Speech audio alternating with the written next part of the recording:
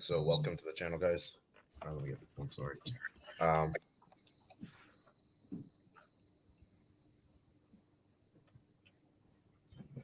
okay, so welcome back, guys. It is May 80 Stormful for Extra. So today we'll be doing our Pokemon Community Tournament Final. And yeah, we're going to be doing this, guys. So we got our finalists here, Renk and Tierlist. So we have a very busy schedule, guys. A lot to do here. So let's see what we have planned for today. So we're going to start with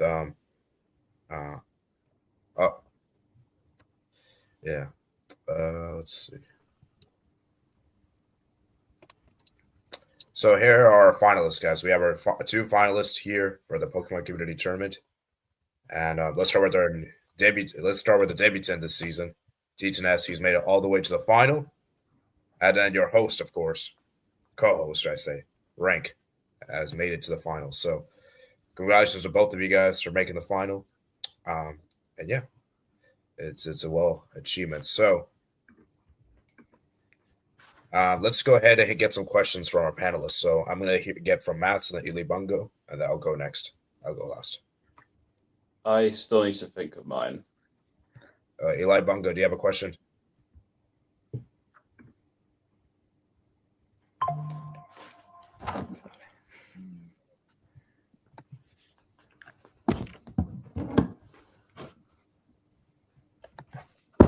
I guess one that comes up is, has Eli got a question? Not sure. Anyways, I'll ask this. Obviously, we won't get to know any sort of tactics or approaches or anything like that. So I'll just ask to the both of them, what will winning this tournament mean for the both of you, respectively?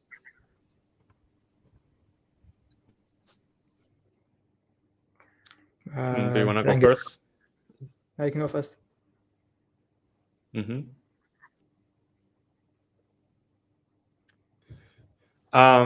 Well, in my case, I think that since I've been organizing this tournament for 3 seasons now, co-organizing with AD, I think that my main goal was always to win it, or at least to be in the final like I am today.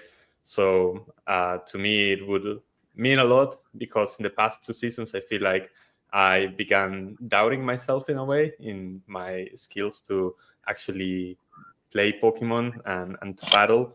And so being here in this stage is a testament to how hard I've worked and how I've improved in this tournament setting. And yeah, it would be a way to prove myself in this regard. And yeah, just all the hard work from the previous seasons, it would all culminate in this final. Okay, I guess I can go next. Don't know if you can tell, but I tried to copy Ash Ketchum's iconic outfit from his Gen 1, from when he was at Kanto. He was wearing a blue jacket. Unfortunately, my cap does not have that iconic green Z on it, but I've done the best with what I can. I've tried to cook with the ingredients which I have.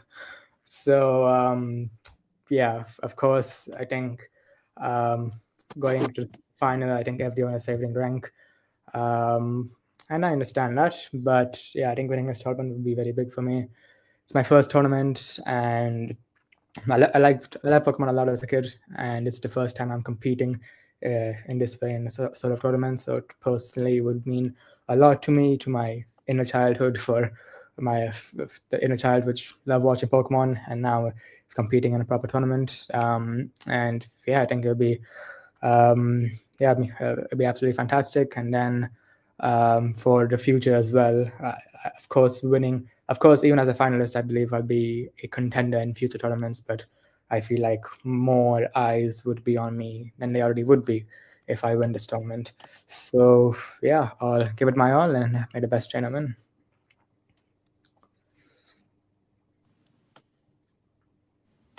All right, thank you. Eli Bungo, do you have a question? No. Okay, I guess I'll ask. How many tournaments have you guys competed before in Pokemon? I know Tijan said he has not done, but how about you, Renk? Before competing with my channel, have you done any previous Pokemon tournaments before? Yes, I have. I don't think I won any of them. I've gotten into playoffs before in other showdown tournaments and then draft leagues that were organized by friends, but that was when I was starting out and I didn't really do that well in them. And yeah, ever since I think that I've grown a lot as a player, and yeah, to get my first title in a tournament like this would mean a lot. Yeah, so both of you don't know how it's like to win, so it's really interesting. Mm-hmm. Yeah. All right, I guess we'll move.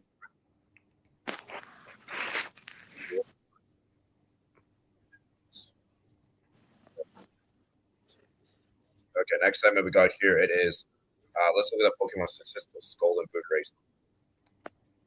Renk, can you share your screen for this part? Sure, yeah. So yeah, all across this tournament, we've been tracking down the statistics for every single Pokemon that has participated. It looks really big, so I'm gonna zoom it in. Here you have the most kills for the regular season alone. Latias ended up winning the regular season Golden Boot in a way on Eli Bongo's team. We also had the most deaths, which wasn't really that fair. Many Pokemon are tied here because if you come into many games, you're most likely to not make it out of it. And then we also had the best kills and death ratio. And Florges from my team ended up winning that one in the regular season. But now we have the updated ones after the playoffs, which we see over here. As it stands, Garchomp from Titan's team is leading the charge in the search for the Golden Boot with 16 kills. He got, I believe, 9 kills this playoff run alone. Also, it's worth mentioning that Titanes participated in 2 sets of matches and both went to a game 3. So he's played 6 games in the playoffs opposed to my 2. But yeah, that pushed Garchomp and Greninja as well into the conversation there. Latias already eliminated, but did manage to pick up 3 more kills in the playoffs for Eli Bongo. There's the kills per game statistic that I decided to add to kind of counteract this disparity in games played. We see that Garchomp still makes the list with 1.45, but he's not at the top of the standings. Caracosta, obviously, it's also a bit of a tricky one because my Caracosta only played in 1 game and did pop off in that one. But we see some notable placements like Spectre's Terrakion, and this is the Gengar from Sabutian. So we can see that even players that didn't make it into the playoffs got good results in this statistic. The best kills to death ratio after the playoffs, pretty much all of my Pokemon, because I did manage to get a 2-0 win in my set, and so having less deaths meant that this number went up. Keldeo is currently leading the pack in that one. And yeah, the most deaths.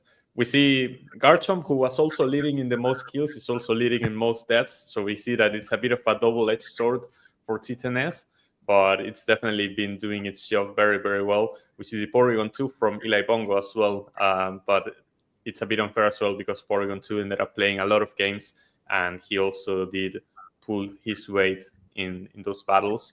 So like this statistic, I don't pay much attention to it, but I thought it was important to include. I don't know if there are any conclusions that you draw out of these statistics that we have here. I'm glad that one of mine's featured. Mm-hmm. Yeah, with over here making it in with 8 kills. I think the most kills statistic, I think it's a good indicator of the most dangerous Pokemon from each team, because even Pokemon like Flogis, who aren't really offensive Pokemon, but they can still get a lot of kills. So I feel like this is a good statistic of basically measuring on average who's the best, most dangerous Pokemon from each team. Yeah, I agree for sure. So that will be the statistics ahead of the final. Garchomp with a clear advantage, 16 kills. It's fair to say that if he manages to get more kills in this final, he'll be the one to win the Golden Boot. But we'll have to see what happens in the end if someone from my team can clutch up and snag that away. Yeah, for sure. Let's see what the next segment is. Next topic. One agreed upon. Oh, you found it. I feel like we should. I feel like we should do this after the final. Do it.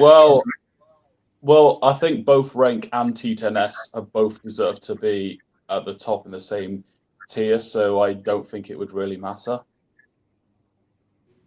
You know what? I'll ask them too. Do you guys want to do a tier list before the final or after the final? Let's do a vote. Actually, I think we should do it after, in my opinion. I don't really mind. Like the tier list, honestly, was the segment that I was least excited about because Same. I think that judging the performance of the other players, I mean, I think that this tournament was the way it was because of everyone involved in it, and I think that pretty much everyone gave a decent performance for themselves and had some brilliant moments. And so I think that the tier list is not really that important in my opinion. Yeah.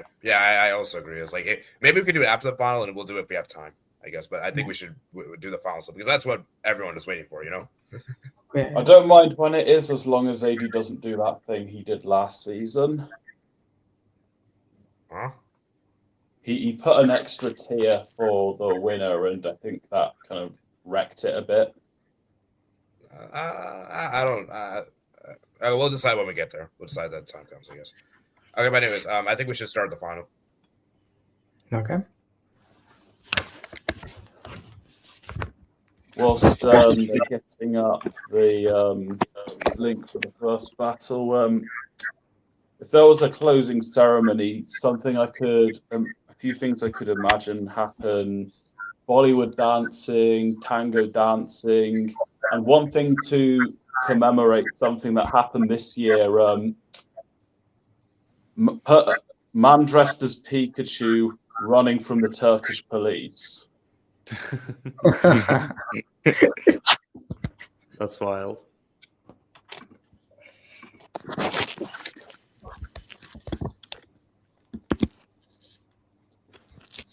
All right, let's read some comments. Hey guys, good luck to both Renk and T10S. Argentina versus India. Yes, that's Argentina versus India, man. Pretend this is cricket. Well, more like India versus Argentina, because T10S was on the left side of the bracket. It doesn't really matter. Vamos T10S. Let's go. Like and subscribe. All right. Oh yeah, I want to hear from you guys, the panelists. So I'm going with Renk to win. Matson, Eli Bungar, are you going Renk to win?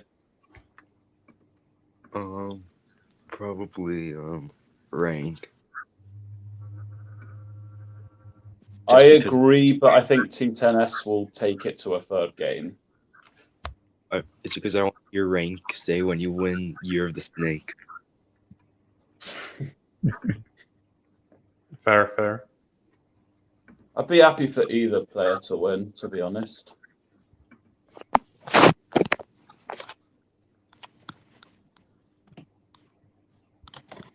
I guess let me send the link and then I'll defend this part of the. I'll defend the Renk has put his lineup in the chat, so let's have a look at that.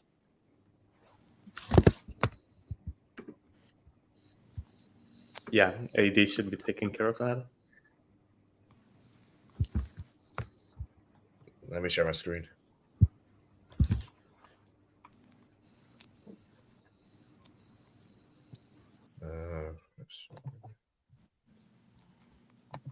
Oh wait, what am I doing? I open link.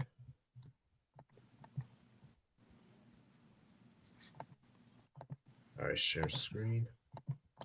So this is the lineup that Renk is going to put out for the final. So what you guys thoughts on this lineup? I believe this is one change to when he played Seb. That being, I actually don't know how to pronounce that Pokemon, but I believe it's the first time he's played for Renk because I don't recall seeing it prior. But definitely Keldeo, Landorus, Florges are going to be big threats. We've seen some contributions from Fortress and Heatran.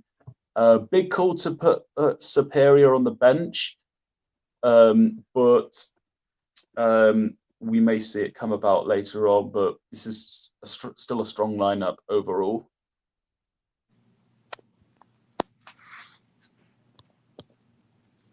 Yeah, for sure.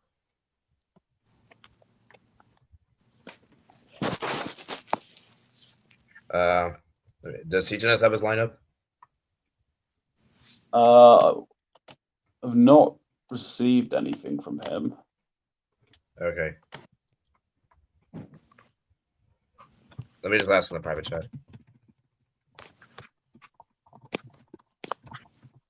If not, then we'll get to start the battle.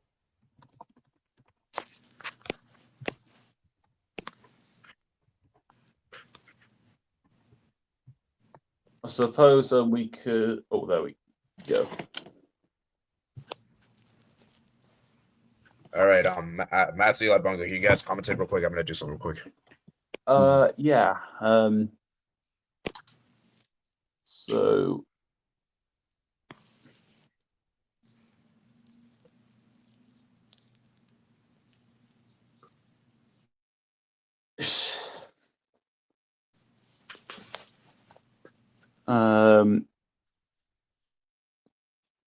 so Eli, going off the lineups, what are you expecting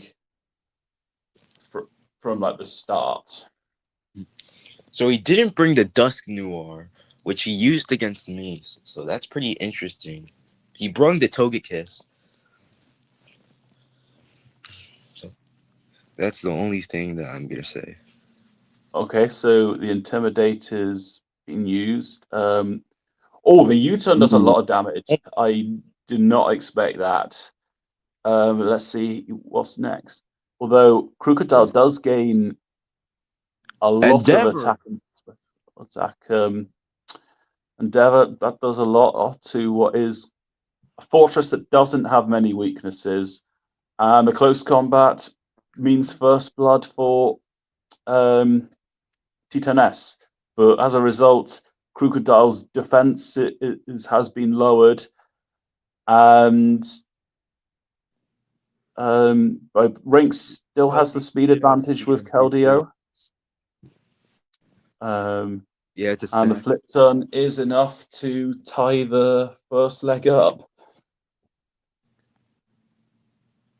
Landers.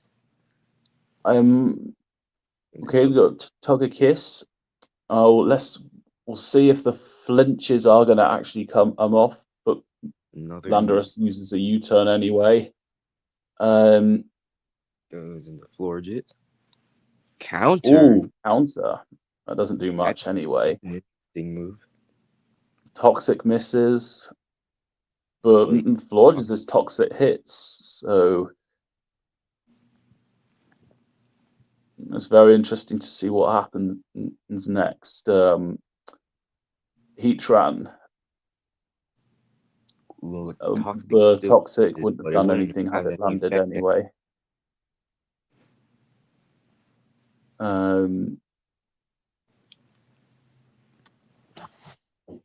The air balloon means that Heatran will survive at least one hit, if I remember correctly. If he has a ground move, he has to use another move. So yes, so he'll pop the balloon.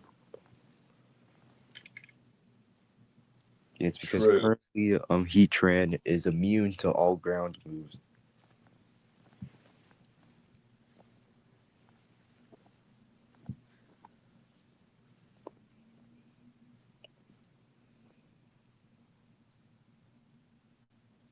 So Eli, I'm sure you had a bit of a similar perspective with Renk in the sense of fighting against Titaness. You have just seen Togekiss pop the air balloon and get the flinch on Heatran. Switches to Florges. Hidden Power doesn't do much, but that Toxic does a lot of damage on the Togekiss. And Florges protects, and that's going to be enough to kill off the. Will it? Switch out. He doesn't switches. He hidden powers. It must be. It's a hidden power ground. Possibly. But now that the Togekiss has been poisoned to death, that's going to be another kill to Florges. Greninja versus Landorus. This is going to be. I believe Greninja is faster, unless Landorus has a choice scarf. But not yet. Ooh.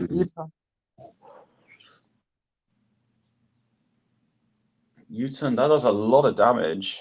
Now, is he going to go for a water move or ice beam? Would I imagine the ice move would do more damage, especially if we're not expecting a Landorus switch, but just some okay damage on Keldeo. I'm not sure who's faster, but that's a psychic move. And the flip turn is enough to take out Greninja. That's a big one, and Renk's got a healthy 3-goal lead. Remind me how you pronounce this Pokemon? I think it's Linoon. Linoon or Linoon, one of the two, which I believe will be its first feature under Renk. And T10S's option is Chansey. Does go for a belly drum. And has a Figgy Berry. Yep, has the Figgy Berry too. But this quadruple attack should do enough to Chansey, unless it can. The protect isn't always the most sustainable move, but so it does take a hit.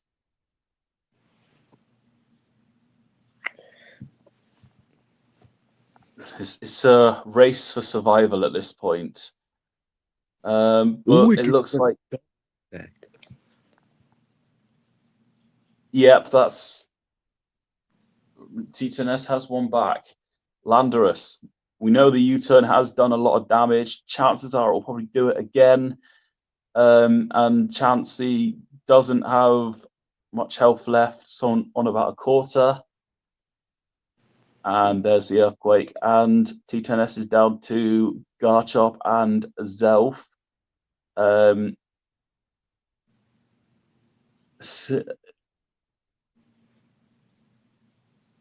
don't know what Landorus's speed would normally be, but here comes the Azelf.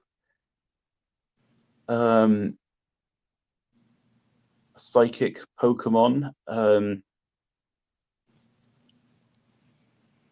but Renk switches to Florges, who does take the Mystical Power well. However, Azelf's special attack is boosted and toxicates the Florges, but Florges just does the same.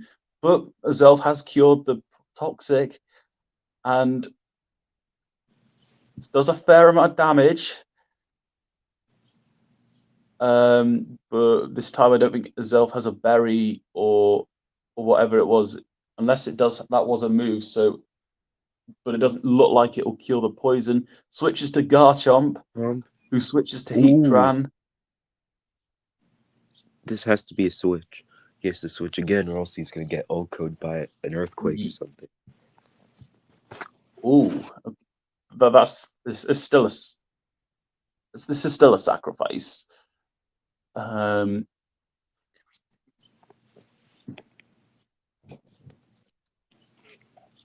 Yeah, and still pretty close. I believe Keldeo is faster. It has a focus. No, it doesn't have a focus sash, but it still does provide a bit of health. Or Garchomp has a speed boost, so this is going to be difficult Dude, for we Renk can- to overcome this. All that does Yeah, that not was huge. doesn't do much, and Renk is one away from winning this. And his elf doesn't have the attack boosts anymore. So let's see how You TNS can respond, but Renk switches to Heatran, and the mystical power misses. Hey guys, I want to make an Let's see. announcement, guys. We I'm have our so last. sorry, We have Emil. we have our last season winner here, guys. I want everyone to. I want everyone to. You know what? Actually, I want everyone Let's to. do it I after want the everyone battle. to. Yeah, yeah. Oh, that does a lot of damage. But Renk responds with the flamethrower, and and Renk Rank has first wins blood. round leg 1. Is this the first game? Yeah, yeah. First game. Yes. All right. So I'm gonna put the battle link in the replays tab, and then we're gonna go to battle 2. Remember, TTS must win battle 2 for him to be crowned as champions. And if Rank wins, we have our champions. So let's see. I hope we can go to game 3, obviously, but we'll see, man. We'll see what happens. So we're gonna have a little break in between. In the meantime, let's go look at your guys' comments. Looks like Rank wins. Yeah, Rank won. No, it's there's still another game to go, guys. It's not over yet. Okay, best of 3. Remember. So, yeah. So yeah, I mean, I guess in the meantime, let's hear from AEL, man. How you feel about have you been following this season, man? I know you haven't. I know I've you've been not been busy. following this season that much as I was busy. Do you have the replay? Yeah. I put the replay in the server. Yeah, thank So you. yeah, no problem. Yeah, I mean, what do you guys think, guys? Do you guys finally think? put a voice to the name? Yeah, do you guys think we're gonna see? Do you guys think TTS can win battle 2? Oh, definitely. Yeah. We saw he had some moments where he maybe could have won. Before the battle took place, I had the feeling that TNS would take it to a third game, probably in the next battle. But that being said, usually when I predict it's a tie to go to a third game, I'm usually wrong on that. But T10S is definitely more than capable of doing this. I want to go to Eli next because having played T10S in the semi-finals and lost that first leg, what was it like for you? And what do you think Renk could be thinking?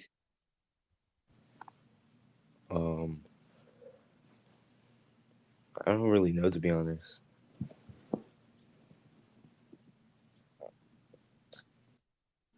Okay, but I will just correct myself. T10S did win that first leg against Eli, but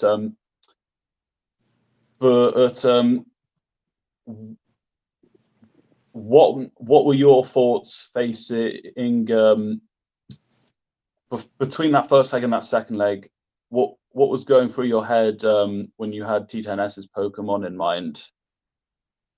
Well, I was thinking about the Dusk Noir and the Garchomp. So I added some fairy moves, and I added Toxic on most of my Pokemon.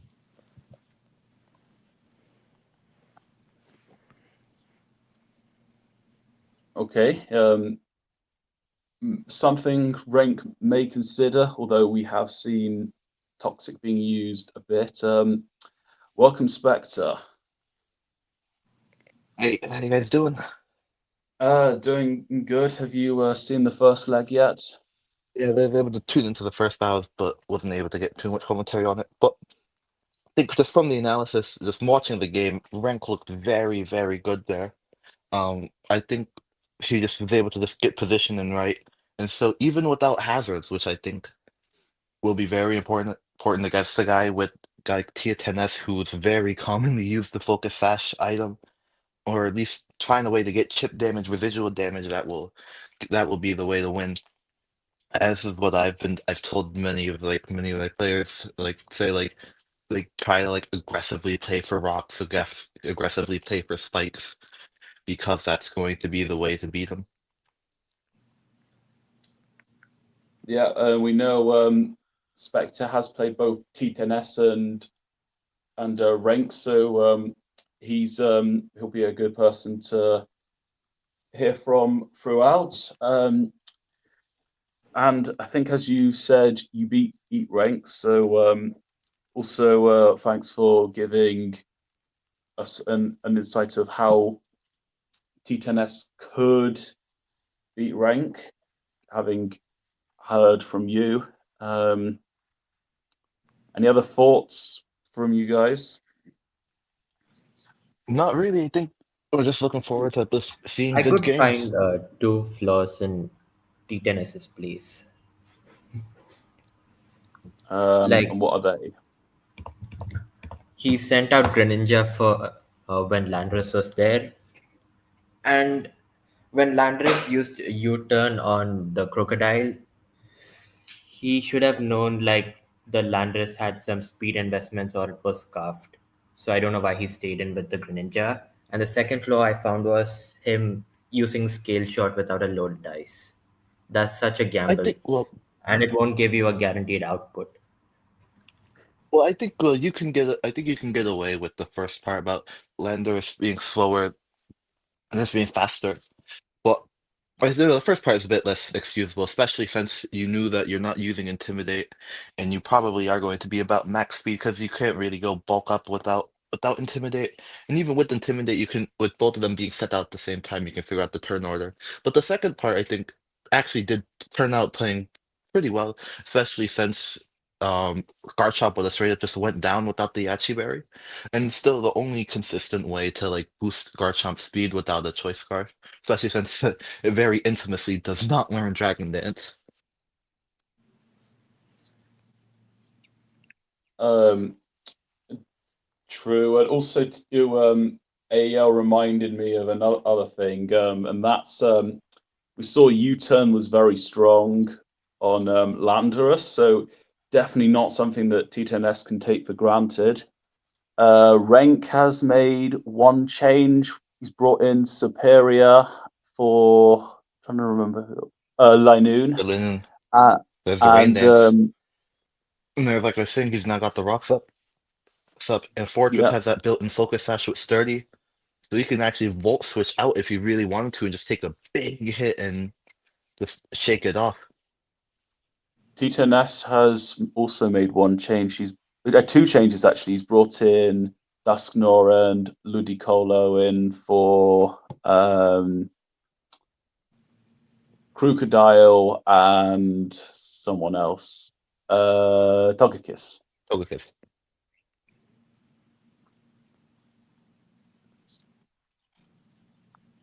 So I think the big question here is do you want to go to either of the resist now or just kind of stay in, pivot out, see if you can do that? Or maybe you can try to get a bit aggressive, maybe even try to play for a spike. But I don't think there's a big need to do that when you have like really good offensive checks in the form of the Garchomp in the form of Landorus and Keldeo, who could take a shot from pull if they really need to. Especially will now. oh, he's still finishing a point. Sorry. So no, if we go straight to the big fat, that Florgesson still takes a huge amount of damage, 34%, and no leftovers. So that will be a 3-shot.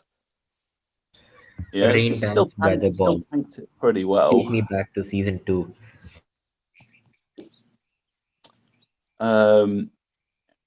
Will Greninja and Keldeo be Or the boosted in the toxic, rain? the trading toxics there. Lumberry. So we now know Ooh. the rain's only going to be a couple more turns. But what I'm not understanding really. Oh, a big crit. And go for toxic again. And this is what I've been saying is that what I haven't been on. What I don't understand, especially with like Renk's play with Florges in this game and the last, was why not be direct and try to go straight out and use Moonblast and start spreading damage, because it's not like Chansey will really mind the toxic, unless you're gonna force her to stay in all day. It'll just shake it Superior off, comes so you out. can We've get got force grass damage type for on free. grass type. Here comes Superior now. Has to watch for an ice beam. Oh yeah. Looks to draw it. And weather balls. Insane prediction. Oh, Not. So no more rain. But I think that shows that the Ludicolo has a grass stab instead of ice beam. You just And get yes, a the rain down substitute, top again. but the rain and probably exploiting that no water stab without the rain. But what does Heatran have? Because now the fire move is just straight up resisted and it hidden power. Probably could be either All the grass or Toxic's ice. going to do a lot.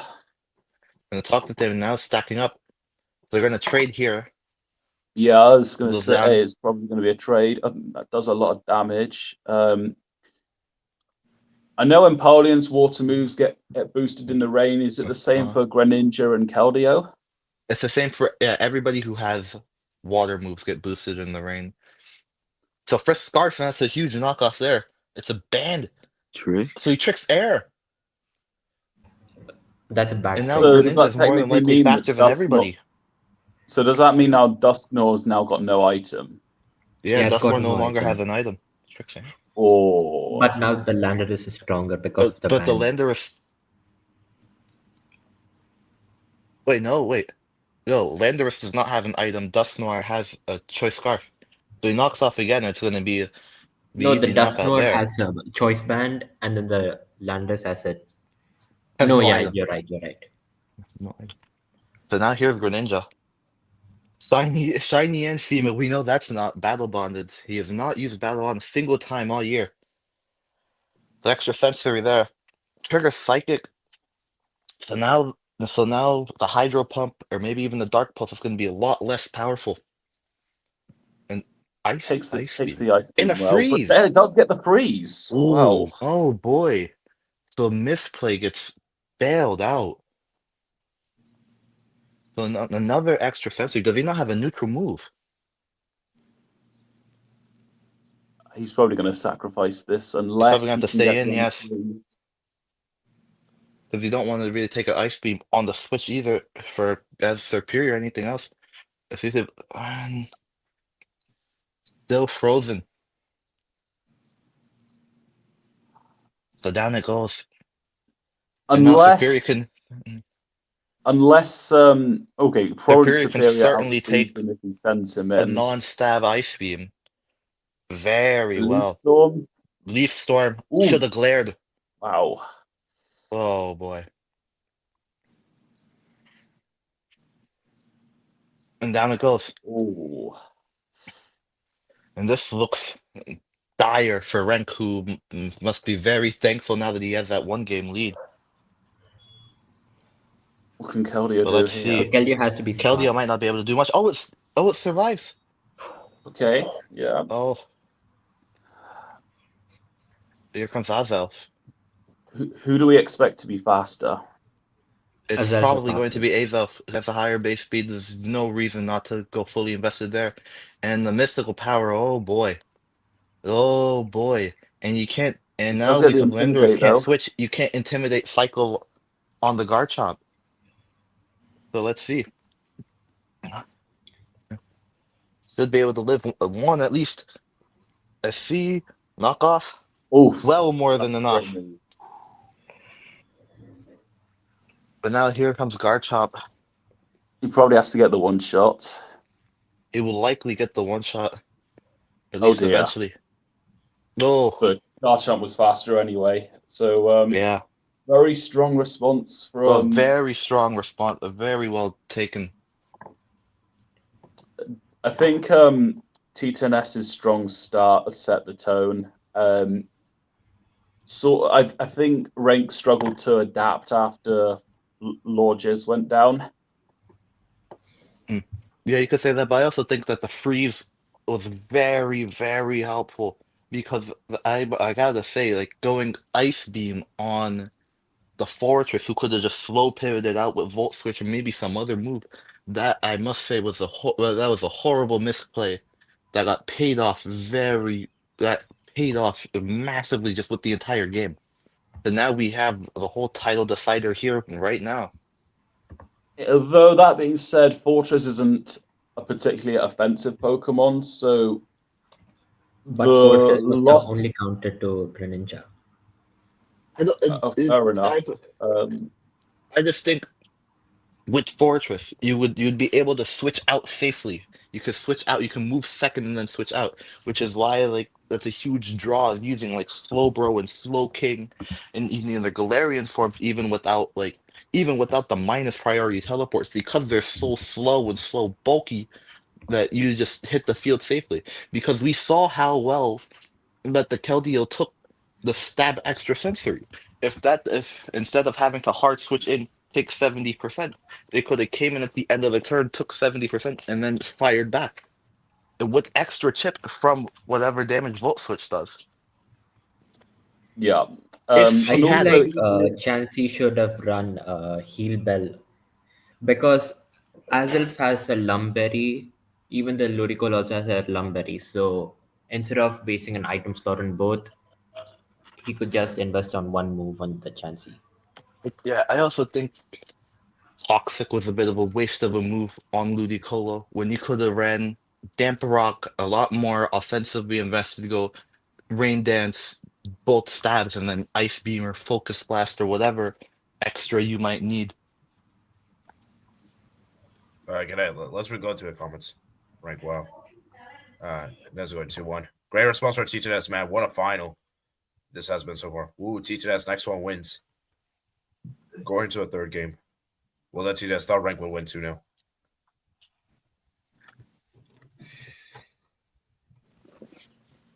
I mean, this is what we're here for. The theater, the excitement, the drama, everything. Yeah, third game, man. Remember, guys, this is the bottom game. So whoever wins is winner take all. This is make or break.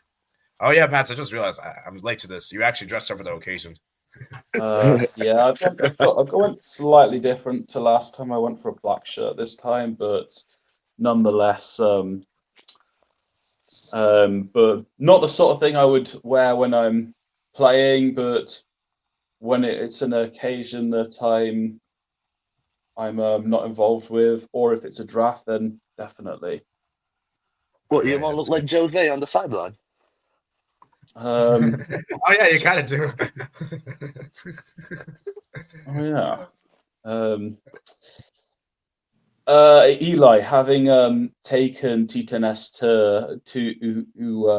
to a third game, what were you thinking, and what do you think Renk will likely be thinking, having been in the same scenario as you? Not much actually.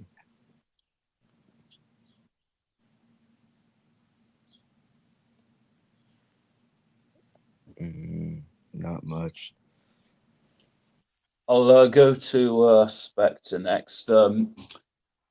What do you think Renk will be trying to sort out, having being lost that second leg, and what do you think T10S will be looking out for from Renk? I think really the question is, will Superior be able to get in against Garchomp and paralyze it? Because this is one of the very few situations that Garchomp could legitimately be paralyzed. Like aside from there, not many. So I think Superior is a big question because that's going to be the best form of speed control that he has. The glare is perfect accuracy. Only electric types can come in on that. But even then, I don't think that. Hold it. Let me check the rosters again. The electric type that T10S has is nobody. So he doesn't really have a switch in for glare aside from Chansey. So and that is can be telegraphed. That's very easy to read.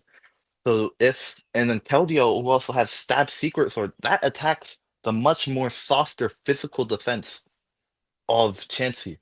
So Superior and Keldeo form as a very, very dangerous combination together. I think also what's going to be more important is that if Landorus can like cycle Intimidates, if he can keep Landorus alive instead of and maybe play a bit more with a bit more bulkier of a set instead of that more offensive choice scarf, which did very well in the first game. did okay in the second game. It wasn't able to use its speed much, but still, what's going to be is will Renk's team be able to like keep facing the barrage of attacks that a boosted Garchomp might take, a boosted Azelf might take, a faster Togekiss might make, if it's even able to move in the first place? ADT to S has sent the link. All right. So here we go. Thanks for sharing, Spectre. Yeah. All right. Before we go to the final battle, let's go ahead and read some quick comments. Where we are. Is it Green Ninja Uber and Group Uber Green 6? Yeah, but Gen 9 mechanics to play it. It's not OP since protein. Like to basis, you can't change more than once. Can Glare paralyze rounds? I think so, Sebastian. Yes, it can. It would be crazy. TS wins 2-1 3 matches in a row. Insane nerves. Yeah. Here we go. So he leads with the Crocodile. Crocodile and Landers. Can we check the turn order on the Intimidate so we can find out who's faster there? Who triggered Intimidate first? AD might be able to if he hovers his mouse over the Pokemon. It's U-turn Landers does faster. half damage. Does about half. So we could say so Scarf. It could be Scarf Landers 3 times. So now we have to see. So I have to see who comes in now. I wouldn't be surprised to see Fortress. Could be Fortress. Could be. Oh, some got burnt. Can we see the log on that? Hold up. I think it was a bit laggy. Yeah, I'm seeing it on my own screen right now. It was a fire thing. A fire thing with the burn. The 30%, that is very bulky. And then, oh no, I don't understand why you go CC there. Because now you're just begging for a U-turn. Was he predicting a switch to Heatran? A big U-turn there. That probably puts Azelf on a timer unless that was a bad switch.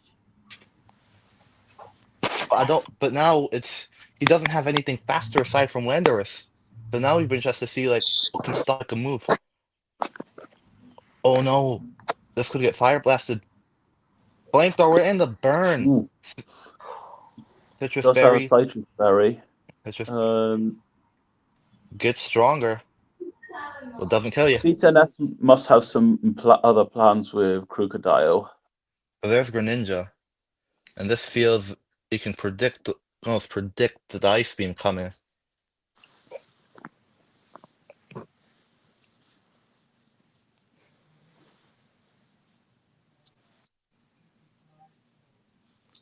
And he doesn't switch. Ice Beam knocks it out. And down he goes.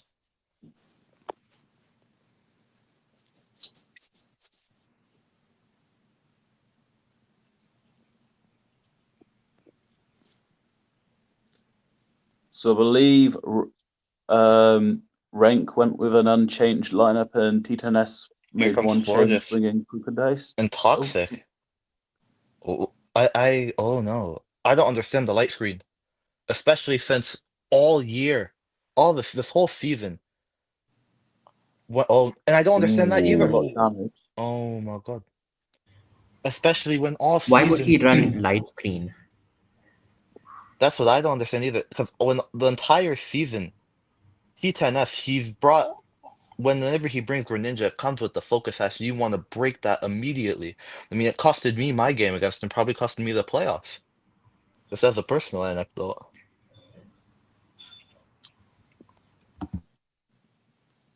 So if Poison Jab airballs into Fortress.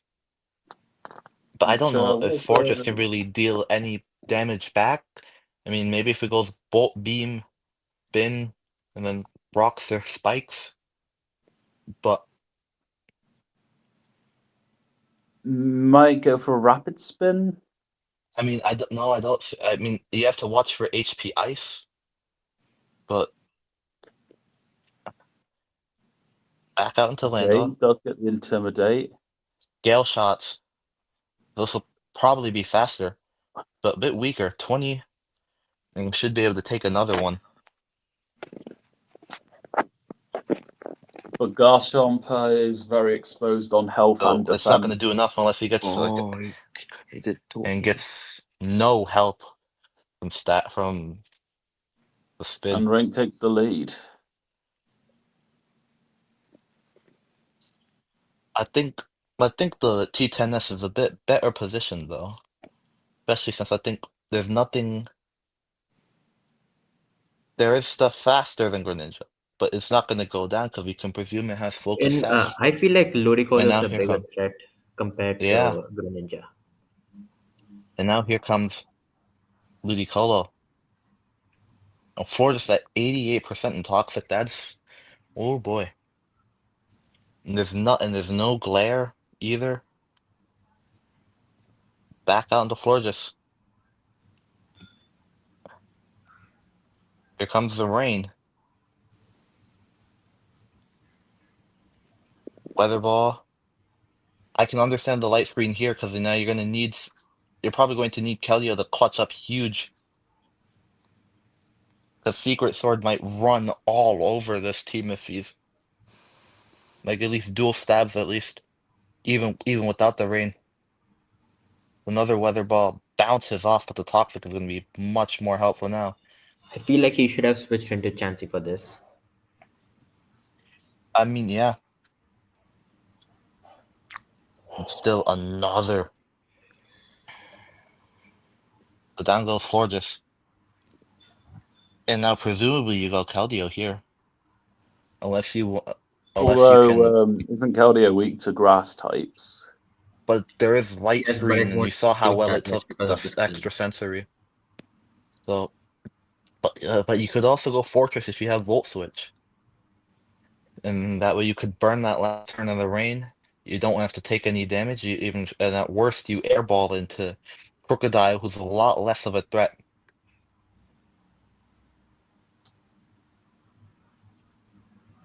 But the duration of this light screen could make or break the battle outcome, given the number There's of Fortress. turns. Fortress. But maybe he does have it. Ooh. Well taken. Body. Oh, Okay. okay. Okay, Dago's a big threat.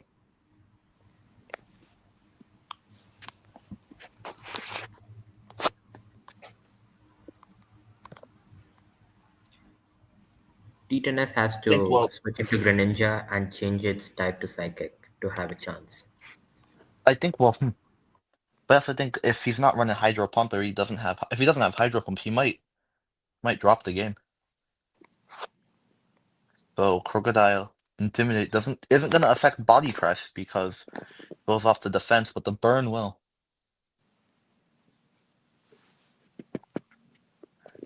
You see, Okay. there you go. Down it Well, it has goes. lowered its defenses.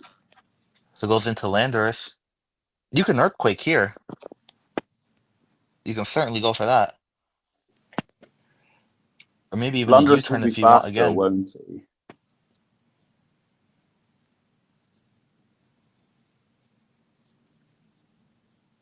Yep. U-turns. You go Keldeo here then. Yeah, that's what I was thinking Full as health well. Keldeo with Greninja. He needs to change the Now- typing as soon as possible. I mean, he has to get the Oko. That's more important because like Greninja. Let's see. Whoa! In the crit. Oh! Instant crit. That was Got it. huge. Oh.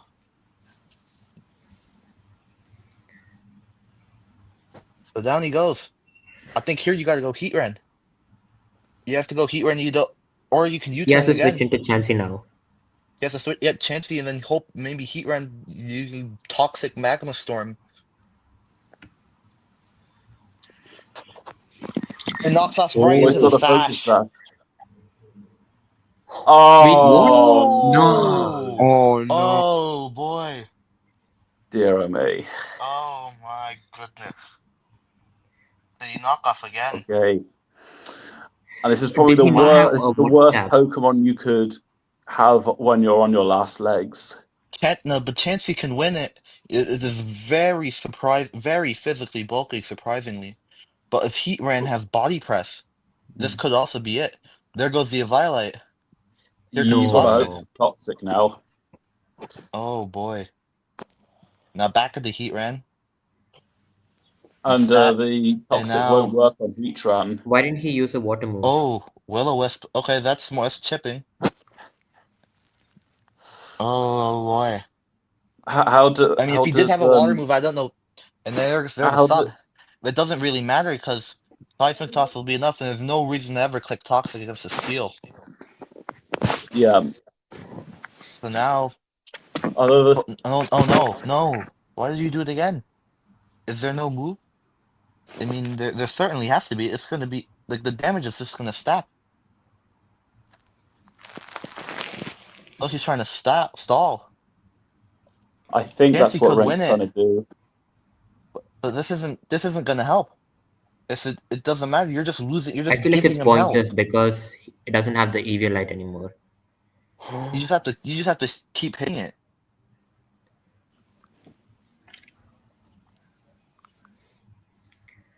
Unless Heatran's got a recovery move, then It doesn't. And I Or don't. does yeah, it And not why have do you Magma Storm? substitute? I can't. Oh my goodness. he'll probably I don't have understand. to I don't get- understand the substitute. You're just giving them 75% health for no reason. When you could have attacked, maybe taken forcing opportunities. This isn't a sustainable move either. No, it's not. So now Heatran's behind the sub. That's nice. Still no flash cannon drop. Now certainly it's going to go down. He's just given. Oh boy. And soft boils back up.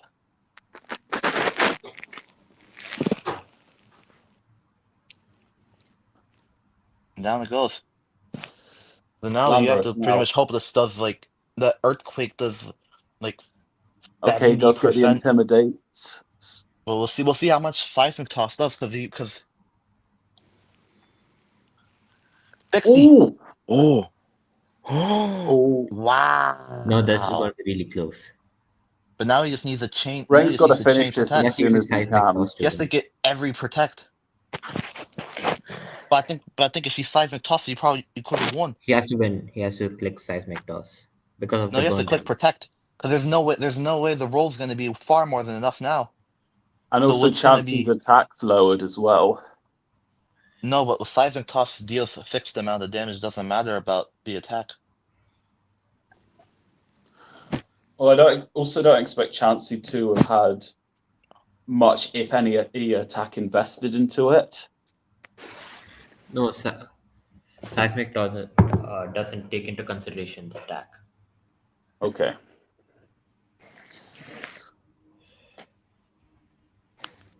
Now you gotta chain it. I feel like Protect is a wrong One move for over one. here. What? So now it's can't one we use in both? two chances. No. That's No. no, it's not Moment. gonna go. Oh. Why did he Renk has won it. Seismic Oh, Toss? wow. No. Wow. Okay, yeah. Good game, Rank.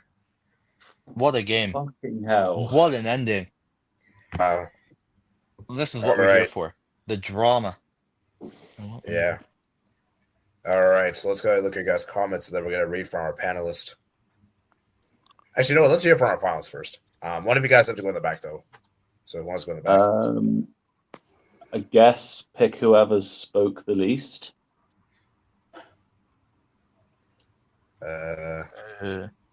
Which would unless someone else wants to volunteer. Oh. Is Eli still there? I'm still there.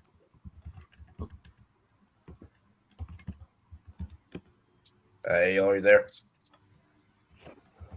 I guess I'll let you. I guess you can pick AD. Okay, I'll just wait in the back. All right. Actually, let's hear from the losing finalist, and then we'll go to the winner of the net later. So, see this, and wow, you put up a very good fight.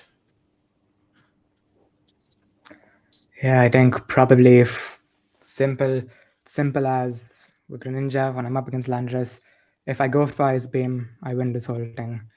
But I thought he'd go to Heatran, so I just went for Hidden Power Ground. Bad play by me, and yeah, I mean, I think it's sort of a game of chess. Luck went both ways. In the first match, I think I missed Mystical Power. I missed Toxic twice with Togekiss. But then, of course, in the second match, I got a crit with Weather Ball. I got that clutch freeze against Fortress. And then, yeah, in that third battle, it was the finest of margins. He literally won by probably, he won by this probably 10 to 15% HP with Landorus. And yeah, probably a bad move by me in that sense in terms of a knockoff. I knew it had knockoff, and I was relying on double protect, but it's not always a reliable strategy. It has a 50% chance to happen twice. So yeah, I mean, listen, I my first tournament, I gave it my all. I pushed probably the best player in this tournament to his absolute limit. I think I caught him off guard quite a few times. I think I caught him off guard when I had Lumberries on Azelf and Ludicolo. I think the thing I was most proud of was Crocodile. I started with Crocodile in the first battle because I knew that Landorus was the most likely for him to start, because in a previous battle as well, he started with Landorus. So that was my plan all along, to use in Crocodile. I purposely had defense minus nature on it so that it can take as much damage as possible. I knew it would not go down, so then I knew it could switch into some other Pokemon, and then I used Endeavor to get a Pokemon down, and that worked really well in the first battle. And second battle, Ludicolo carried, and in the third battle, it was so unbelievably close. And yeah, I mean, nothing much else to say really.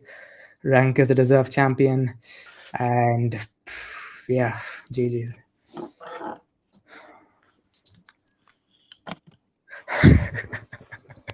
Wow. I just have a quick question on Landorus. Did you have Stone Edge on Landorus? I did have Stone Edge on Landorus. So then why did you, in the first battle, because I prepped all week for that, like on Togekiss, I purposely put, like, I did the calculations. I thought you would go for Stone Edge. Then I purposely did the calculations that Togekiss would live on like 16 HP and then counter to take the Landorus out. So why did you go for U-turn there? In that Wow. No. I mean, Stone Edge, I always carry it on Landorus because it's a really good move. And when I have Scarf, like, I need another physical move to run. And yeah, in clutch situations like that, it can do a lot of damage, but I never rely on it because it can miss so often. So in that position, I prioritized getting myself into a more defensive position to deal with Togekiss instead of just doing big damage to it, which I didn't expect counter. So like it was pretty lucky that I did that, but my plan was never to use Stone Edge with Landorus there. Rank, felicitaciones, campeón. Just take me through. Just take me through like your thought process of just like the preparing for the game, preparing and within the game. Like, what were you planning on? What were you thinking before the match started and as the matches kept going? So in my preparation, there were a few funny things that I had in mind. As you saw in the first game, we saw the view of Lainoon, which, I made some calculations. Lainoon was always in the back of my mind every time I had to make a team, but the thing is that I never found a good spot for it. Like against Seb, I really wanted to use Lainoon against Seb, but he had Unaware Clefable, so it was pretty much useless. So I did some calculations and found some really good things that Lainoon could do in this first battle. And so I thought about bringing him. In hindsight, I think that was a mistake. I think that we ended up seeing it in the battle that Lainoon didn't really carry his weight. And yeah, it was always my plan to just try to bring Lainoon to game one, maybe throw Titaness off, and regardless of the outcome of the first battle, go back to Superior in the second one. And yeah, just kind of go from there. But it was a mistake to play Noon, I admit, because I don't think that he really did much despite taking out chance in that first game. After that, I remember I equipped. My idea was for Florges to take out Greninja because I was expecting him to run Sludge Wave, and so I had the berry that resists poison type moves, and then he would protein into a poison type, and I would psychic. So that was kind of like my big brain play, but it never saw play. And for the third battle, I realized, this isn't working out. I'm never getting into this really specific situation, so I'm just gonna go with a more standard Florges set. And yeah, after the second battle, it's always Rain with me. In season 1, I lose to Rain. Season 2, I lose to Rain. And then he brings out Rain Dance Ludicolo, and I'm like having flashbacks all over again. And so I had to kind of prepare it that way. I gave Florges Light Screen to deal with that, try to survive the Rain turns that way. But it was still very tricky. Ludicolo still did a lot of damage to me. I let my superior go down for no reason because I forgot how protein works. And yeah, it was just very back and forth. And in that final turn, when Greninja landed that critical hit on Keldeo, my heart sunk. I thought I won. I thought I won, but then that I was one ice beam away from winning. One ice beam away. You were? No. Like when I had clicked Surf with Specs Keldeo onto your Greninja, I was like bringing you to your Sash, I believe. And so when Greninja crit me with extra sensory, I dropped on my chair. I was like, there's no way I'm going to lose to that crit. And yeah, I brought out Landorus trying to desperately hope he didn't have a Focus Sash. He obviously had a Focus Sash. But yeah, then Titaness went for the prediction play, which I really respect, but yeah, it didn't end up working out for him. And yeah, it's just like that. It's the finest of margins. I thought I was losing. I ended up turning it around with that single play. And yeah, that's Pokemon for you. Congratulations to Titaness for his amazing run this tournament. He really impressed everybody, and I think that just as I wanted, he could have won this tournament, and he would have been a deserved champion too. So I couldn't be happier to have battled him, someone like him, who pushed me to my edge in this grand final. It was fantastic. And also, what I just wanted to ask you, I think also in the first match as well, I think Crocodile's Endeavor, I think I massively threw you off. Yeah, it threw me off guard, but I had switched into my Fortress, and I was like, oh, okay, that's something cool you did there, but in the end, if I trade my Fortress for your Crocodile, I'm not really too mad about that. So it threw me off guard, but I was like, okay, I can still play this on and try to play for a win. So that's basically what I did. But yeah, no, the Lomberries were the bane of me, because I was like, well, I guess I cannot use status moves on you. So how do I deal with this? And yeah, I had to find other solutions, try to just stall out the rain, play a bit more aggressively, not so much the long game. And yeah, it really, your preparation was top notch, because those Lomberries, I think, were the most complicated part to get around. Yeah, I mean, I think you didn't really do, apart from I think apart from maybe Saboteur on Heatran, and apart from, I guess, Light Screen on Florges in the third battle, you did mostly everything which I thought you would.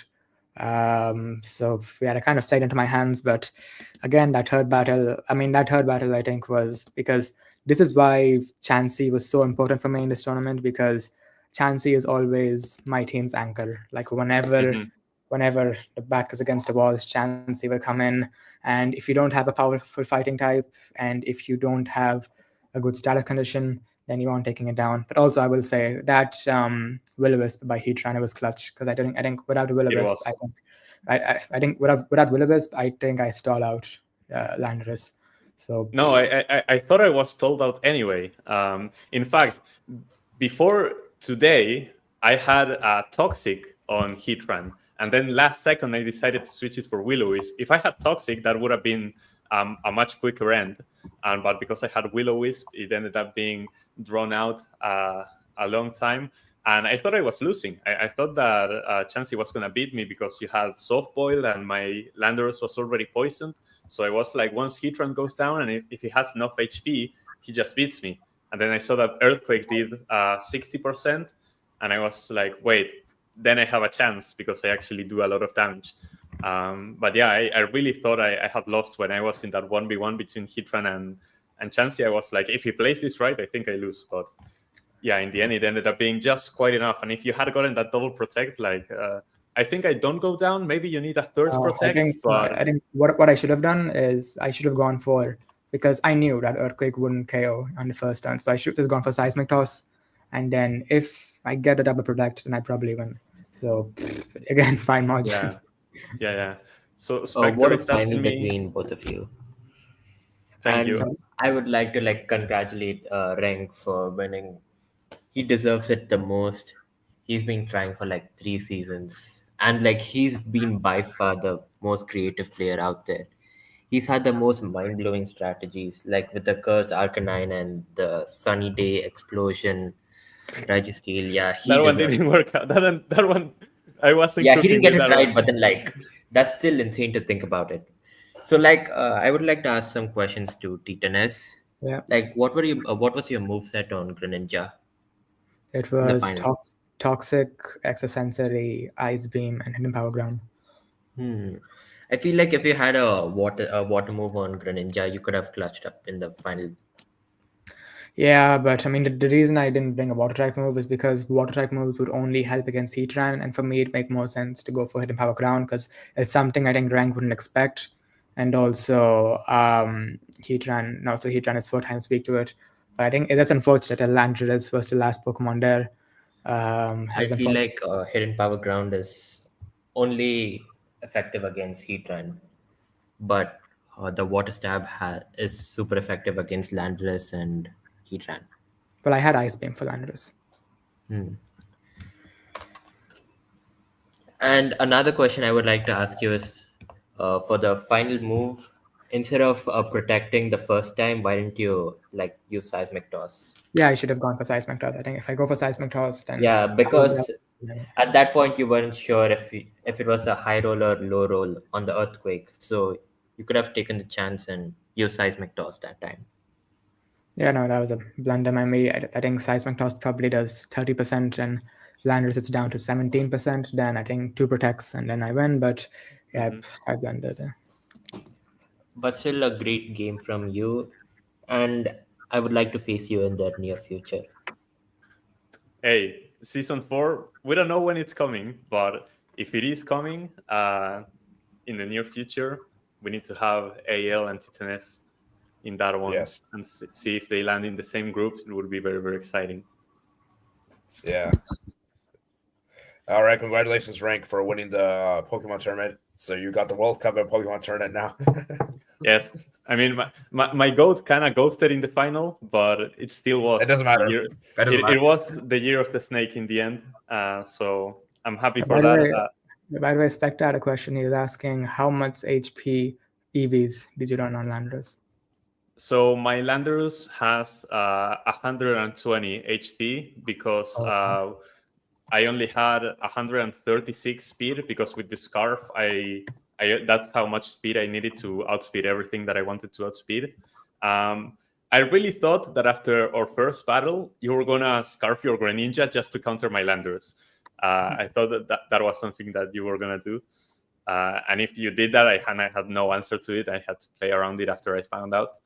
But yeah, I had 136 speed to outspeed everything with the Scarf, and then the rest 120 in this HP. Yeah, but I think Dusknoir was key because I think Landorus kind of became a bit useless after I used Trick with Dusknoir. Yeah. When you took away my Scarf, I was like, okay, for the third battle, I need to find a way to keep my Scarf because otherwise I lose to Greninja. So that was a very important moment for Dusknoir right there. That I think that Trick was the last thing I was expecting Dusknoir to do right there. I was expecting the Trick Room, the Destiny Bond, anything. When I saw that you had Choice Band, I was like, wait, is he gonna Ice Punch me? But no, it was just the Trick, and yeah, it caught me off guard for sure. I got lucky as well that you went for knockoff because otherwise your Landorus would have had Choice Band and it's a physical attacker. So that would yeah. All right, let's so Mattson, Eli Bungo, do you guys want to give reaction before we go to comments? Yeah, there's not a lot else to add. Going off that third leg, I thought Renk did super well to keep himself in it. I thought he might have had the winning move once he got down to that Chansey, but it got a bit dicey there. As I believe Spectre mentioned earlier,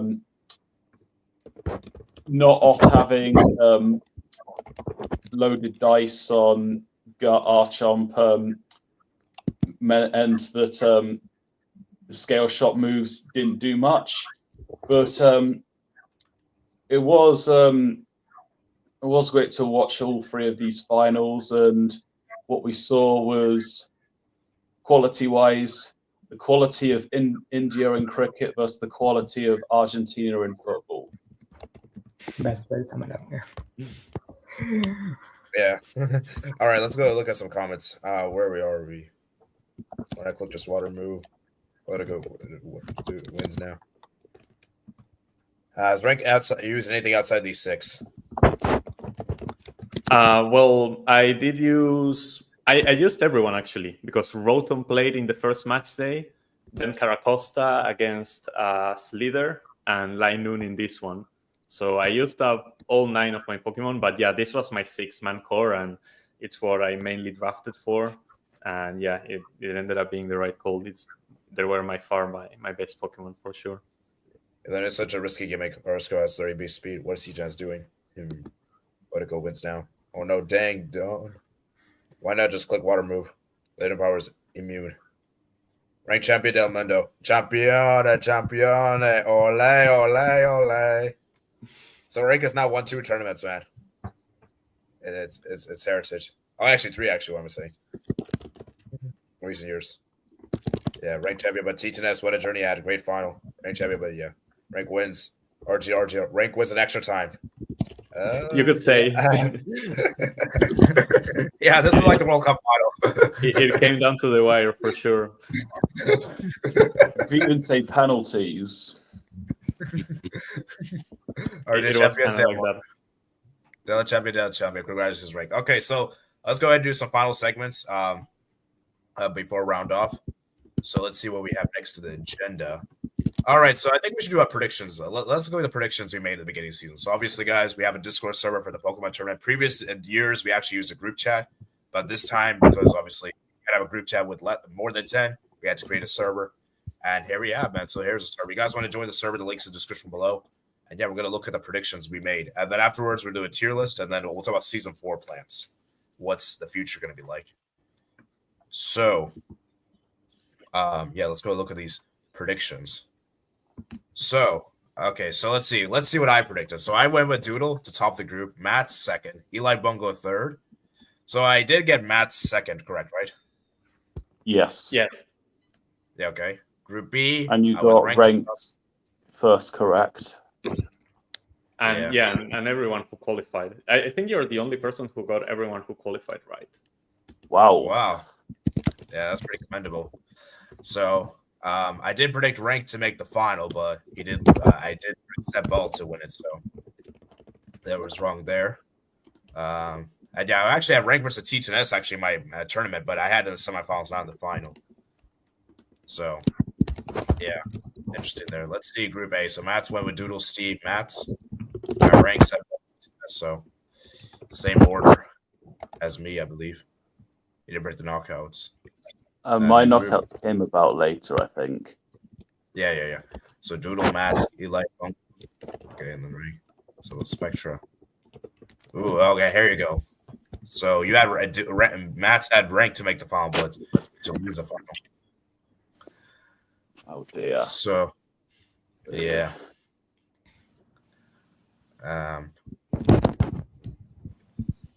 All right.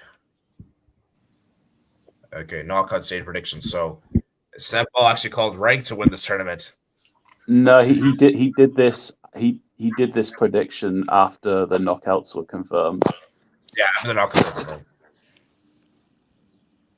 So yeah, so he and then Slither got this correct. He called Renk to beat T10S in the final 2-1. Well done. Congratulations. Okay, so Doodle, Seb, T10S, Renk. Renk wins, in his opinion. All right, so Renk went with Seb Ball to win. And Matt's also went with Renk to win. I got the final correct in terms of the score as well. Yeah. And then Renk.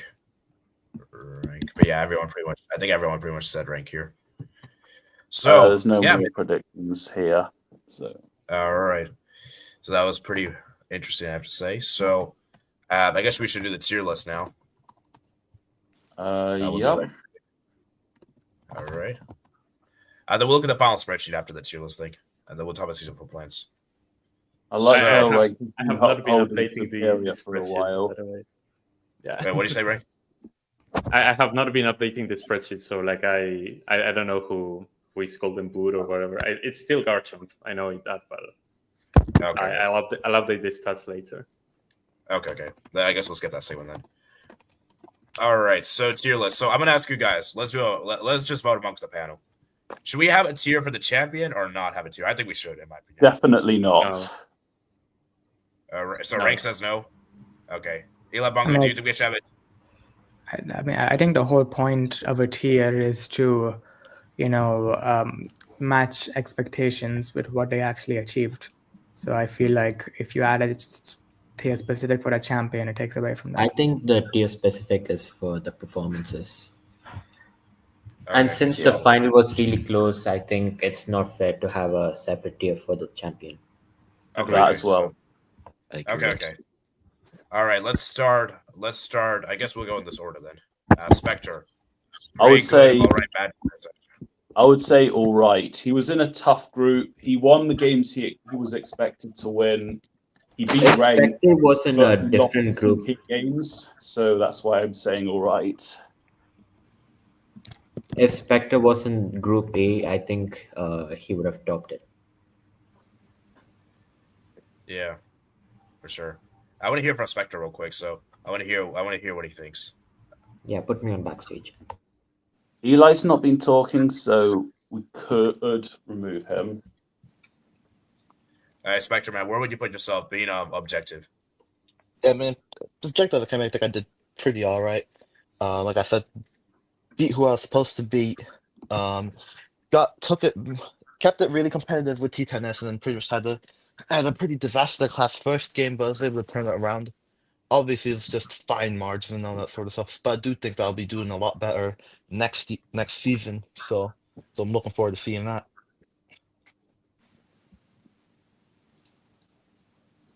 Yeah.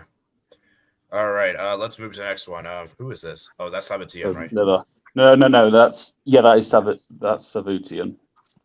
Yeah. Okay. I forgot exactly. Did he? I forgot. I think he got eliminated in the group stage, but I forgot exactly. where Yeah, finished.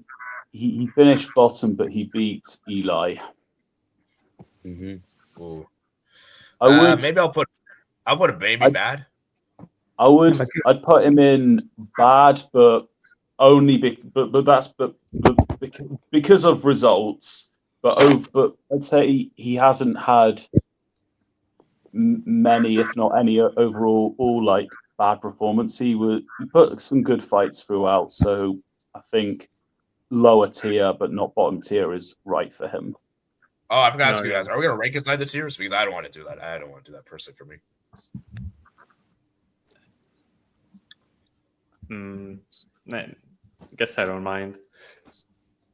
Okay. And TJS, do you want to rank inside the tiers or not really? Just put them in the tiers.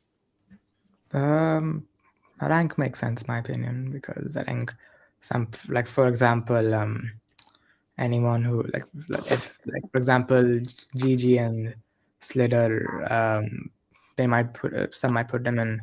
But for example, if GG and Slither were on the same tier as Savutian, then I would be disingenuous to Savutian. Also, not only him as well, but other competitors like Steve and I think there was one more person that got knocked, Psychic as well. So I feel like if putting them in the same bracket, it's a bit disingenuous to how they actually performed, especially according to expectation. Okay, so Matt, what about you? Do you want to rank inside the tiers or not really? I don't mind. Okay. Okay, so I guess we'll rank inside the tiers. All right, so the next up we have a sidekick. Oh, sorry, that's No, not a that's sidekick. Slither. Slither, sorry. Disaster. I think. Yeah, pretty much disaster. The only thing that does make me lean towards bad is because he was in a group with 4 superpowers.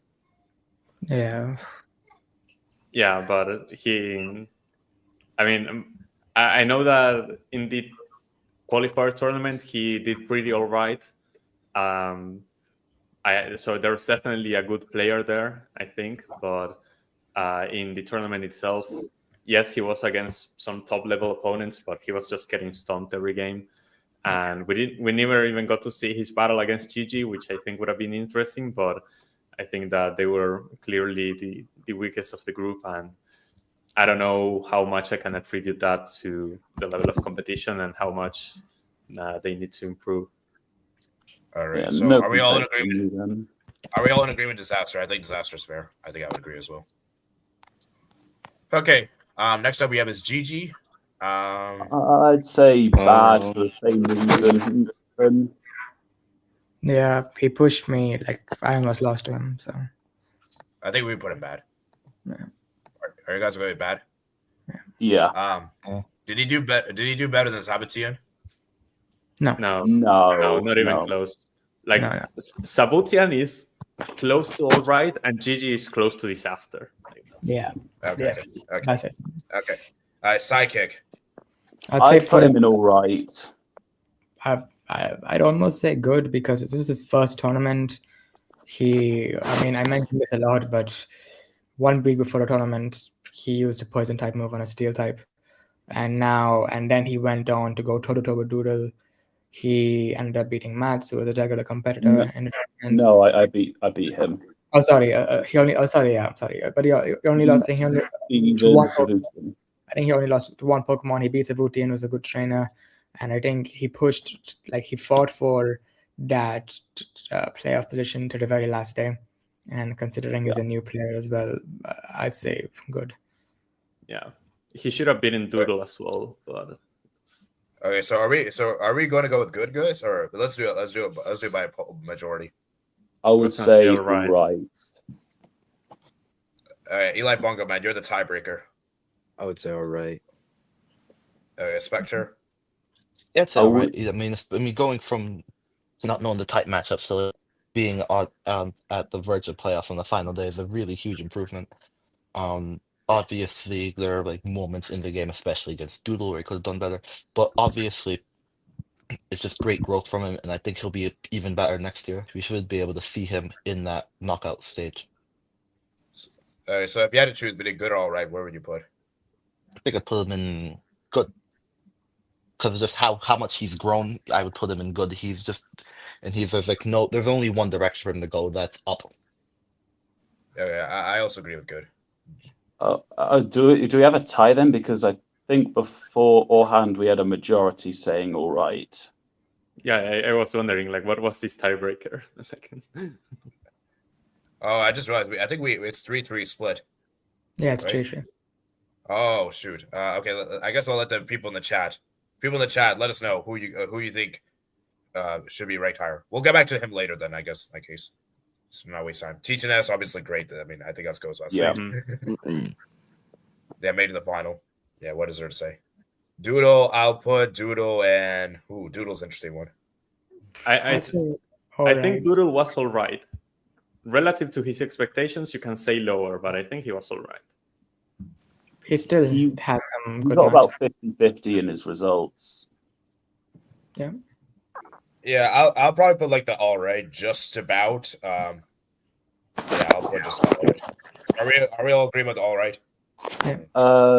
Originally, I had him in all right, but the argument that he went out earlier than expected, albeit he played a great player, is a good reason to put him in bad. But he's definitely not a disaster or good. So all right or bad, I would say. And I still feel like there's a considerable difference between him and Savutian. And he's better. We put him above Spectre, right? I would You say know what? Spectre had a I'd better say tournament. according to expectations, I'd actually put Doodle below Spectre because I think we all said it here. If Spectre was in Group A, he probably would have gone through. So Yeah. what do you think, guys? Spectre had a better tournament. Yeah, especially according to expectation. And Renk, also what about you? Doodle had he was more expected to win the tournament Hey, we're compared to Spectre. Renk, what about you, man? I think I have to agree because in the group stage they had the same scoreline. Spectre actually managed to beat me, and yeah, Doodle lost on matchups that I really that's thought actually- he wouldn't lose. And yeah, had Spectre been in the playoffs, I think that he could have had a similar performance to Doodle, who played a very competitive set, but it wasn't enough to advance. I think Nice, that's also a good point. Sorry to interrupt, but that's also a good point. Along with me, I think Spectre is the only one to have won a match against Renk. Yeah. I've only dropped 2 games this tournament, and one was to Spectre, and the other here in this final to you. Yeah, I just realized. So no one went undefeated. No one went undefeated. No, nobody. Correct. Ooh. Has that ever happened before? But I was very close. Twice I was very close. Yeah, Doodle This went is like- unbeaten in the first tournament. Season He did. 2? No, season One. 1. In season 2, everyone had a loss, I remember. Okay. All right, so Seb Ball, guys, where do we put him? I think we should put him Good. good. Good. Okay. Next up, Mats. All right. Say all right. All right.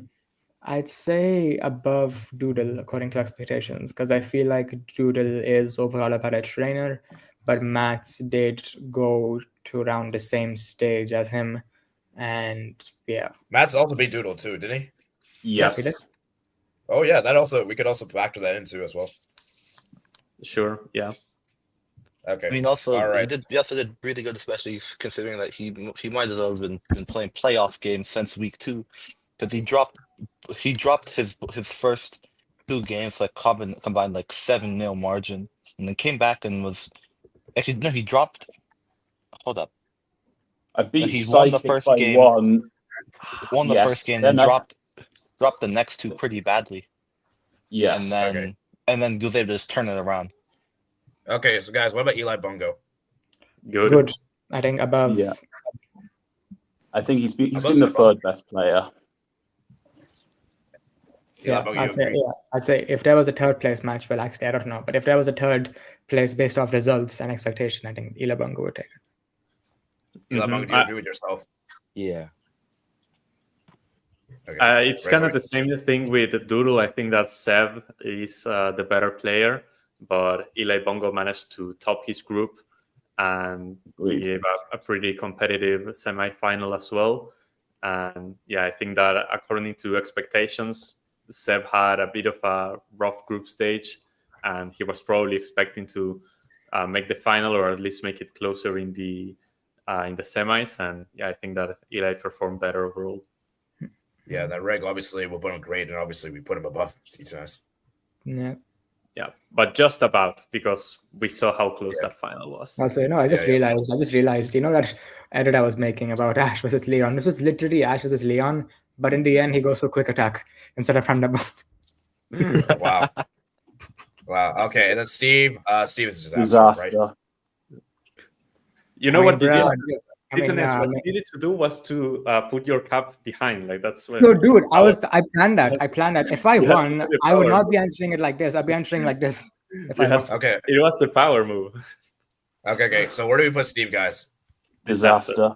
Disaster. Above Slither? Yeah. I would say say no, actually, because Steve had more expectations in getting to the knockouts. Yeah, and Wow. also, I'm sorry. I mean, that's Eviolite on Slow King. I can never run that. No, Slow Bro. Sorry. I can Oh never run. boy. And also, this is a public service announcement. Steve, stop, don't make excuses. You did? I saw him. Yeah, He was complaining to me in our DMs about the budget as well. Ah, come on. Yeah. But Anyways, he had some disastrous results against, well, not results-wise, but he had some very bad performances against Doodle and Eli in particular, and plus he lost quite heavily to Psychic as well. No, yeah, I And agree that Steve's he loss was really bad. minimum expectation would have been to finish 4th, but it ended up being worse than that. Yeah. All right, the sidekick. We don't Renk really was have going to say something. All right, what were you saying about Steve? Well, the argument that I would give for Steve being above Slither is that Steve at least won 2 of his games. One wasn't really that convincing. The other against Mats was a bit of a demolition, but it was decided on one turn of a poorly timed Dragon Dance. So I think that Steve, at least in the group stage, gave a bit of a better showing than Slither, and even I don't know if even more than Gigi, I could say, but. Like we were saying in the terms of expectations, Steve really underperformed, and his losses were really, really bad. Yeah, you know what? I think I agree with Renk. I'm not going to put him the worst player, but I'll put him in the bottom tier. I'll put him above Slither. So then I guess we're going to come from Eli Bungo's Spectre. So where would you guys put Steve? I think we can all agree he's disaster tier, but do we put him above or below? Steve, probably disaster, probably. No, yeah, no. But I'm saying, like, do you put him above Slither or below Slither? I don't know in that case. Okay. Spectre, what about you, man? I think you put him below Slither, simply because Slither was just in a much stronger group, and I don't think he was expected to really kind of like be in the running to make it. I think. Hold on, let me check the results. I mean, also if Sergeant Trap, but if you want to play devil's advocate, you can also say that Steve might have finished last or not have any wins if he was in Group B. Yeah. All right. Last player, Psychic. I was going to ask the chat, but we don't really have a lot of people in the chat, so it's all right. Let's just go with. Let's go right, I guess. Yeah. But I think is he below Spectre? Yeah. The thing is that Psychic. I did we can praise Psychic, we can praise his improvements all we want, but at the end of the day, he won 2 out of 5 games, and he made those games pretty close. But I don't think we can justify putting Psychic in good if he didn't win 50% of his games. Yeah, I think that's agree. Yeah. All right, so I think we're gonna wrap. We're gonna finish that part, and now for season 4, guys. So season 4, guys, that plant tournament. So let's do this quick segment, guys. So I'm gonna be honest with you guys. I would like to do a season 4, but not anytime soon. Like at least 2 months, because I want to do this new game series on my channel. And I really want to do it. I'm thinking about maybe streaming it. I don't know if I'll have enough interest. And I've been a huge fan of this game, and they finally made a 4th game in so many years. Like it's still crazy to me they actually did it, But it's not part of the main series, so it kind of makes me a little less excited. But still, I'm still gonna be pumped for it. So I still want to do that. And of course, I know Renk is gonna be busy the month of May, right, Renk? So tell us about your situation. Yeah, no, I'm gonna have a friend come over from abroad, and he's gonna be staying over at my apartment for the last 2 weeks of May, and so I'm gonna want to give a lot of attention to him. And yeah, it's the tournament. Since I'm not only playing in it, and I have to prepare for battles and also try to have free time in the weekends, but I'm also kind of co-hosting it. It's a lot of time that it takes away from me, so I couldn't realistically do the season 4 in May. In June, I couldn't consider it, but I know that AD doesn't wants to give space to his gaming series. So the 2 alternatives that we were kind of hanging about were either waiting for AD to finish his series and then we can do season 4, or just host it in my gaming channel. If you want to throw that out there, I can share my screen. I have it over here. You can share your screen. Just shamelessly plug this in. That's not shamelessly. It's super inactive. I basically never upload here, but I've done some stuff before. And if we were to make season 4 before AD finishes his gaming series, it would probably be here on my gaming channel, and I would be hosting it on my own. And yeah, we would kind of do this. So if you're interested in following me and maybe keep up with the news, or join the Discord server as well for the Pokemon tournament or anything, you can get better information about what's going to happen. What we know so far is that we want to expand the format once again from 12 to 16 players. We still haven't decided what the format would be, but with 16 players, we have a lot of wiggle room and a lot of interesting formats that we could think about. And yeah, that's basically it. And I'd just like to mention that if everyone from this tournament competes in the next one, we're already up 14 players. So then we only need 2 more. And also, I think we should also hold a poll on the Discord server, because I think it's confirmed that probably be around June, July time. So the timing can be decided later. I think we should have a vote on which channel we want it to be on AD's, on this channel or on Renk's gaming channel. Yeah.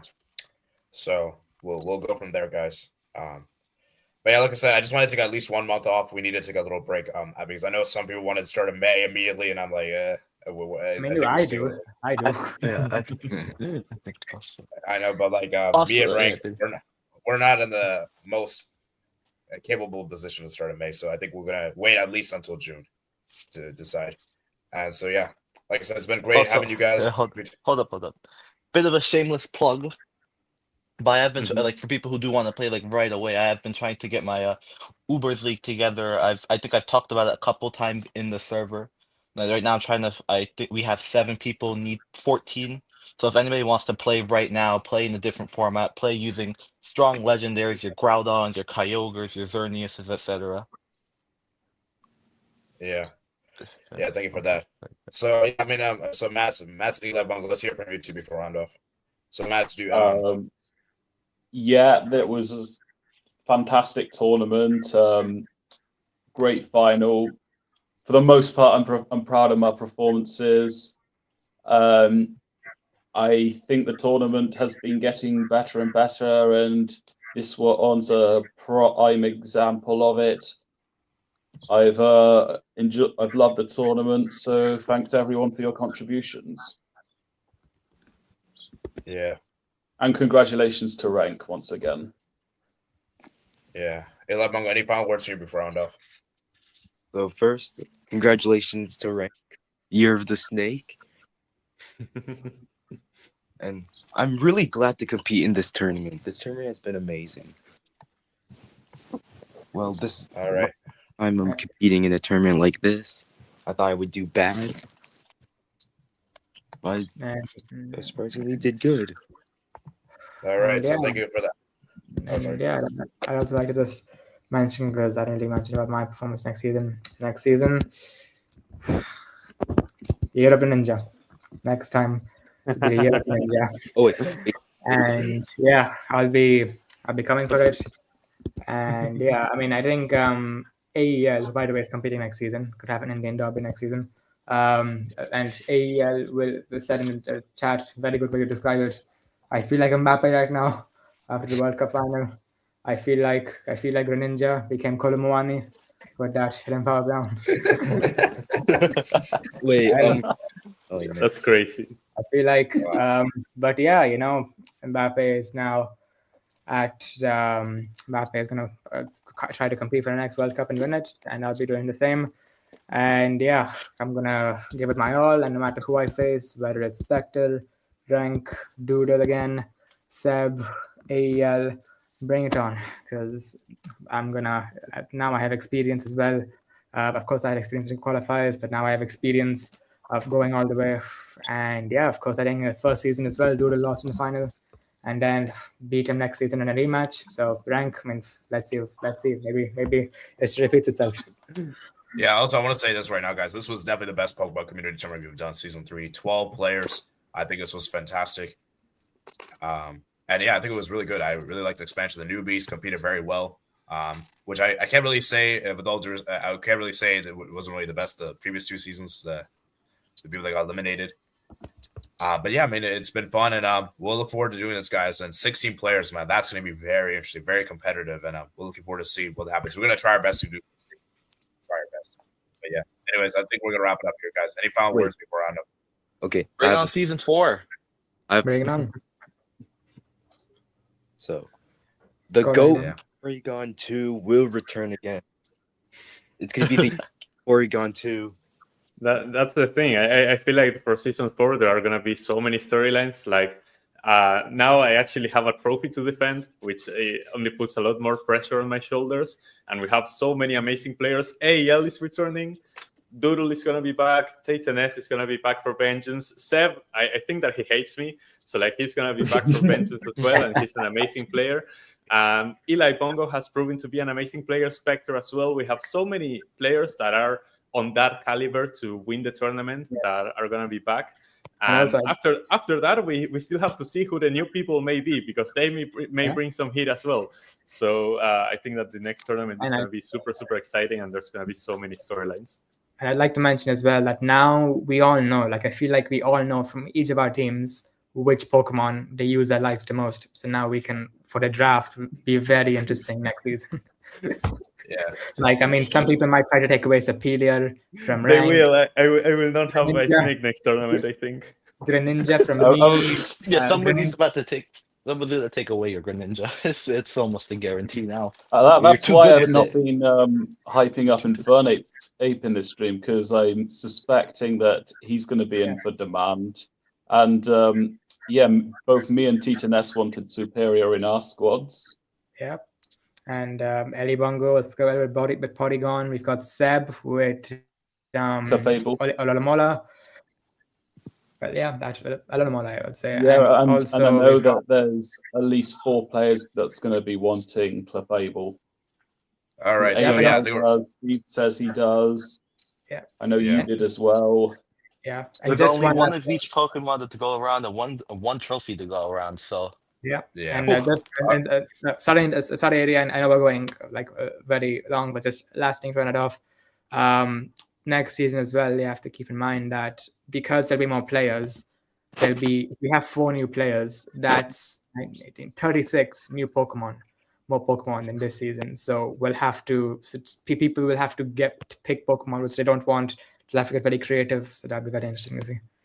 Yeah, so like I said, if I had to give it the earliest, we could probably start. It'll probably be June. If I had to give it earliest, but like I said, we'll see as the time comes. I don't want to promise you guys I will do it for sure. So we'll see as the time comes. But one thing's for sure is I'm not doing May. That is off the table. That's not happening. That is confirmed. That it's happening. That is confirmed.